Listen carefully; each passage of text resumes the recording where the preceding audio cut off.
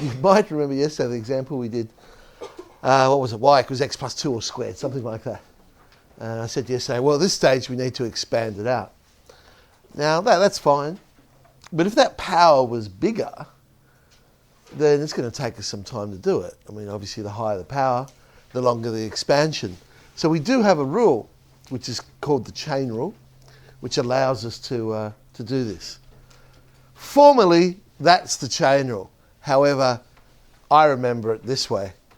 Okay? Bring down the power, lower the power, diff the insides. You think of it like anarchy.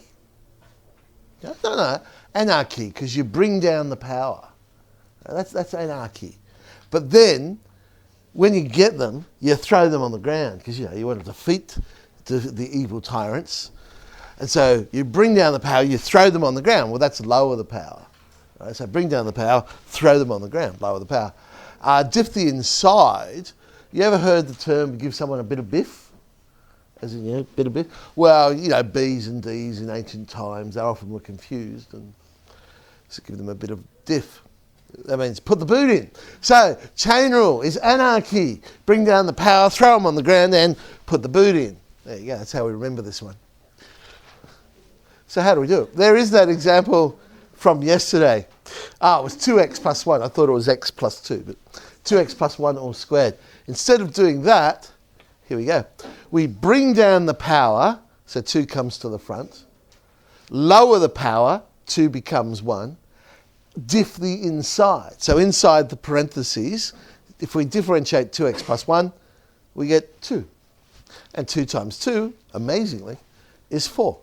And there's our answer. Yesterday we got the answer 8x plus 4, you might remember. Well, clearly that's the same thing, it's just factorised. So it saves time, I don't have to expand out. So it has the advantage, if I've got something to the power of 7, I mean to expand the whole thing out to the power of 7 would take a great deal of time.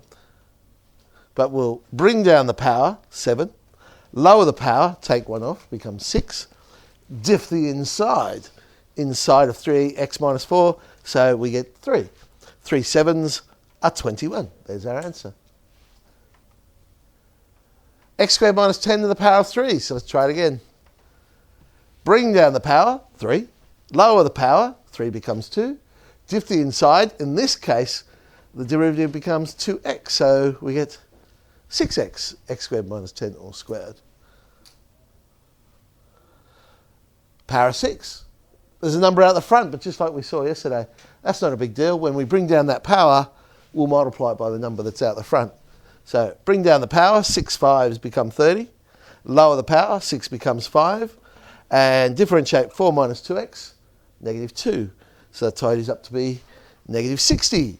4 minus 2x to the power of 5. Ooh, almost said the wrong thing. This is where it has a huge advantage.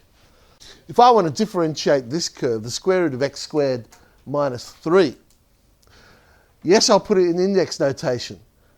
Now, even if I wanted to expand out, how could I?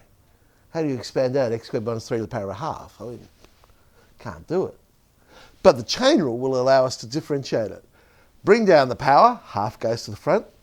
Lower the power, half goes to negative half. Diff the inside. Differentiate x squared minus 3, we get 2x.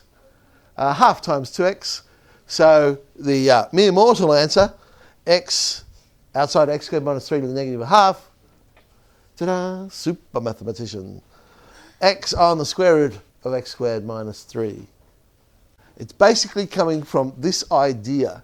It's another way of expressing the chain rule. It's also what's called, you might hear the term implicit differentiation.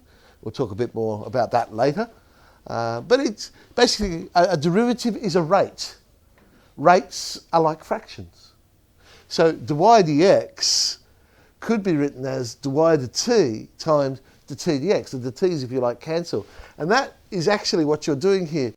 Parametrics, which is another topic we'll look at next term, is when we rewrite equations in terms of a third variable. So in this case, in terms of t.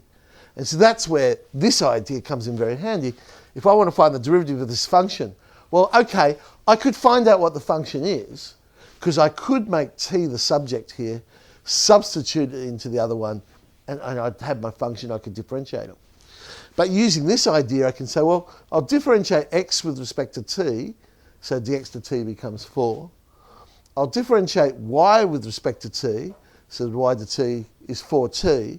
And then, okay, if I want to find dy dx, I'll say, well, that's dy to t times dt dx. dy to t is 4t. Dt dx, well, turn it upside down. It'll be a quarter. 4's will cancel, and I just get t as the derivative. Well, if I wanted that in terms of x, t would be x on 4. So, but I can leave it as t. That's fine. As I say, we'll see a lot more about parametrics next term when we look at that particular topic. So that's our chain rule, or anarchy. Bring down the power. Bring down the power. Except in the maths classroom. Never bring down the power in the maths classroom. Do it in English. Okay?